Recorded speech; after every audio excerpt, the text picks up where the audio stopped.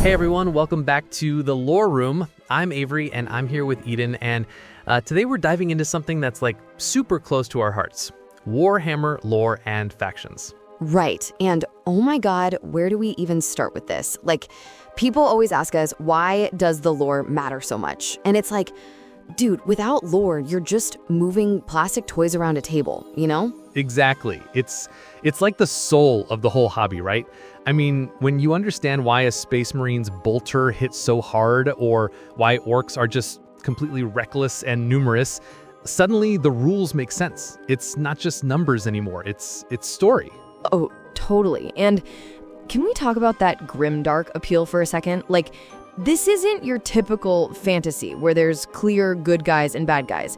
Everyone's kind of terrible in their own way, and I love that. Right? It's this dark, complex universe where even the good guys, and I'm using air quotes here, are basically fascists. Like, the Imperium of Man is humanity's last hope, but they're also these religious zealots who burn heretics. So it's satirical too, though. Like, it's this over-the-top commentary on authoritarianism and war and faith. And should we break down the main game systems? Because people get confused about this all the time. Yes. Okay, so you've got three main ones, right? There's Warhammer 40K. That's the sci-fi grim dark future. Then there's Age of Sigmar, which is fantasy with gods and magic and stuff. And now the old world is back, which is like the original fantasy setting. And each of these has such a different feel. Like, 40K is this gritty, dark sci-fi where everything's falling apart, technology is barely understood, and humanity is just desperately clinging to survival. It's all gothic cathedrals in space and chainsaw swords. Right. And then Age of Sigmar is like, it's high fantasy turned up to 11. You've got literal gods walking the battlefield, magic realms with impossible physics, and everything is just, it's more epic and mythological. It's less grounded, more fantastical. And the old world is like, it's that classic, gritty, medieval fantasy that started it all. More grounded than Sigmar, but still magical.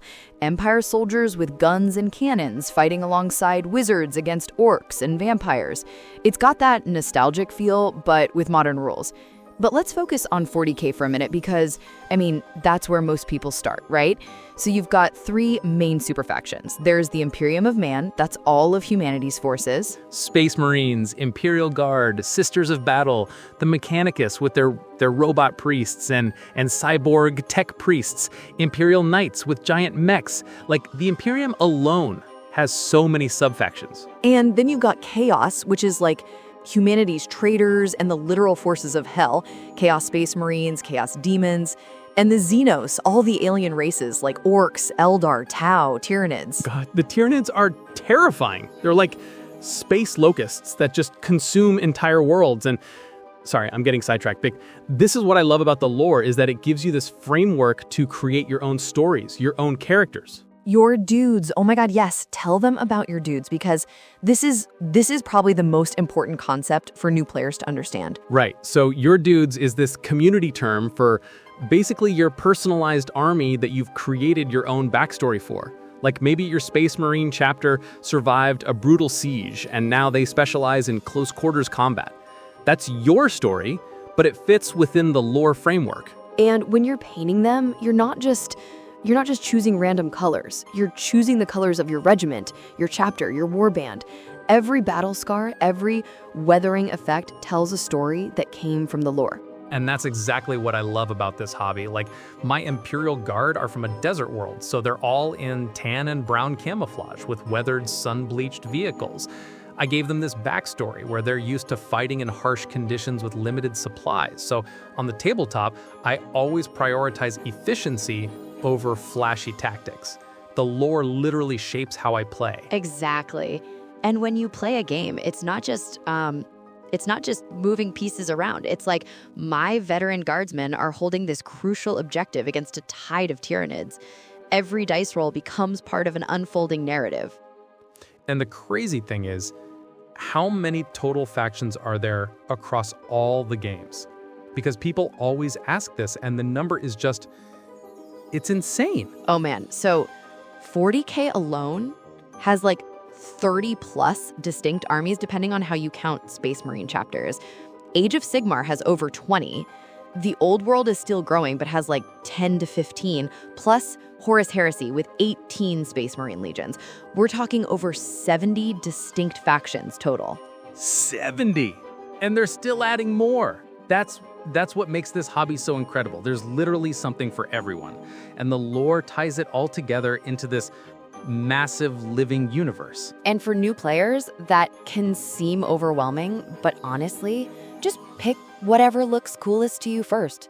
Then read their lore. Because if you connect with their story, their aesthetic, their whole vibe, you'll be way more motivated to paint them, learn their rules, and really get into the hobby. Exactly. Don't worry about what's competitive or easy to play. Worry about what excites you. Do you like the idea of noble knights in power armor? Space Marines. Want to play as the bad guys? Chaos has you covered. Like swarms of bugs, Tyranids. The lore will hook you way more than any meta considerations. That's a wrap for today's episode of The Lore Room. If you want to dive deeper into any specific faction, let us know in the comments. And remember, in the grim darkness of the far future, there is only war and really good storytelling. Thanks for listening, everyone. Until next time, keep rolling those dice and keep building those narratives.